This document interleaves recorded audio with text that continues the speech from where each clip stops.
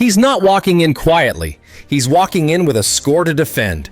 Charlie Woods is returning to TTMI, and this time, he's not hunting the field is hunting him. July 7th, 2025. That's when the AJGA opens the gates again, when scoring goes live, when the tee times are posted, and when every player steps onto Streamsong Black knowing one thing: they're all chasing the kid who already took this place apart. This isn't a comeback, this is a warning shot, reloaded. Charlie's not the underdog anymore, he's the standard. The guy who tore through the same tournament back in May with a blistering 70, 65, 66, finishing 15 under, 25 birdies, 1 eagle, and 0 fear. That wasn't momentum, that was a message. But now comes the hard part, doing it again, when everyone expects you to. This isn't just Tiger's son trying to prove he belongs. That narrative expired 2 months ago. Now it's, can Charlie Woods dominate on demand? Once you take the crown, everyone starts counting your mistakes. And make no mistake, this field hasn't forgotten what he did last time. The 72 players lining up on July the 7th, they've been studying his every move, every hole, every swing. The applause is fading, the tension's rising, rumors are already swirling. Insiders say Charlie's strategy this time around is different, less conservative, more precise, even by his own aggressive standard. He's not just trying to win, he's trying to leave zero doubt. This isn't about proving a point, it's about erasing all question marks. So now we wait.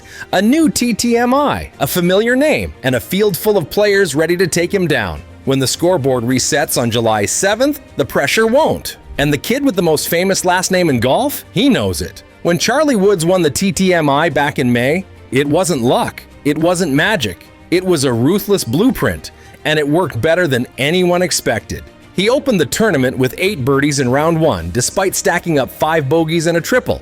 It wasn't clean, it wasn't conservative, but it sent one message loud and clear. Charlie isn't here to survive, he's here to attack.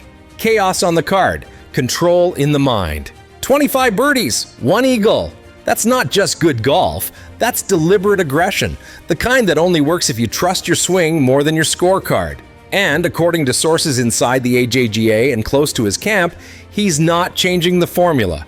He's doubling down and dialing in. Unlike most juniors, Charlie doesn't tiptoe around danger. He challenges pins, takes aggressive lines off the tee, and plays as if every hole is a must-make. That may sound reckless, but it's calculated. High volatility, high reward. That's the Woods DNA. His game isn't built to hold leads, it's built to bury competition. Some would call that dangerous, but Charlie, he sees it differently. He knows that playing it safe doesn't win back-to-back TTMI titles. It doesn't silence doubters, and it definitely doesn't live up to the last name stitched on his bag. You don't build a legacy by laying up.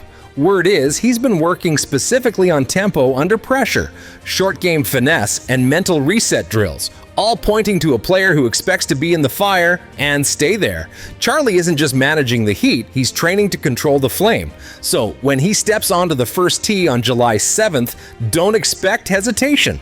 Don't expect caution.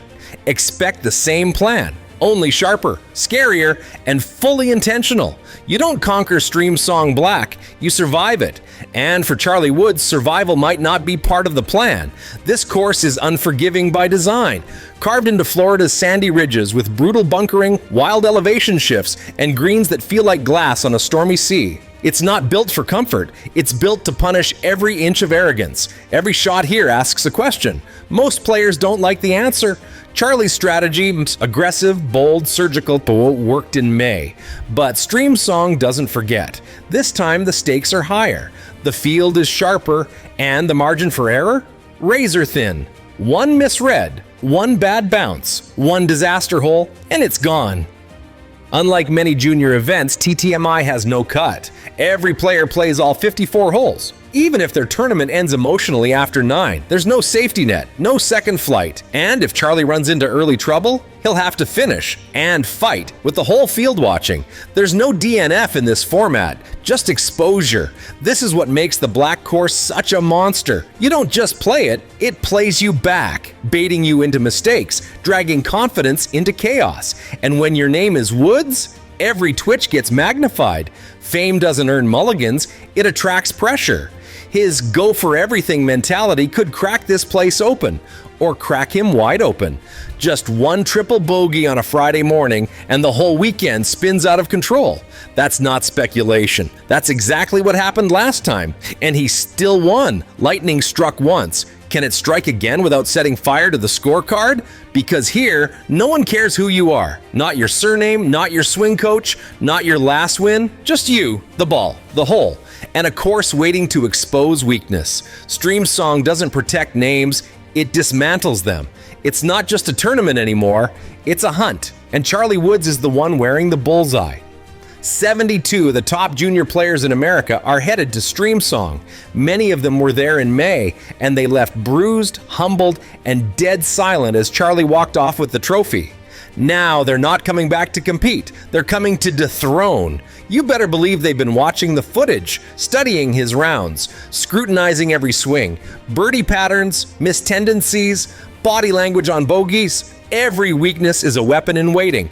This isn't admiration, it's analysis with an edge. Since that win, Charlie's name hasn't left the headlines. His victory lit up Golf Digest, WUSF, and the AJGA site. He's earned invites, status, hype, and with all of that came one unavoidable consequence. He's no longer the hunter. He's the measuring stick. There are players showing up to TTMI with nothing to lose and everything to prove.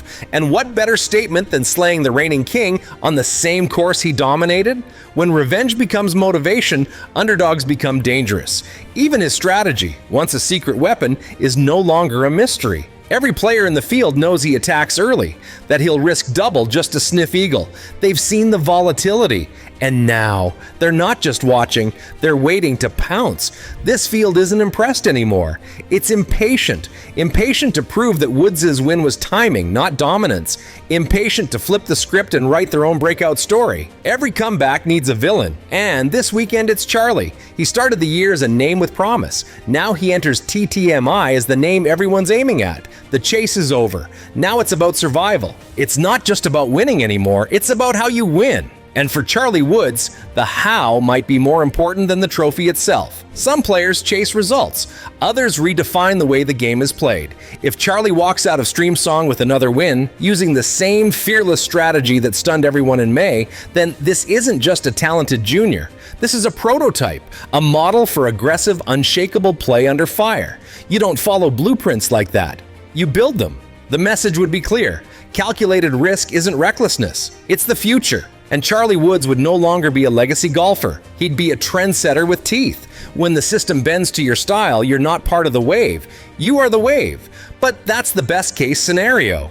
And golf doesn't care about blueprints. One meltdown, one bad read, one blow-up round, and everything changes. If the strategy collapses, the critics won't wait. They'll question his patience, his discipline, his long-term mental game. They'll say he got hot once and burned out trying to do it again. In golf, momentum is fragile and hype is vicious. The truth?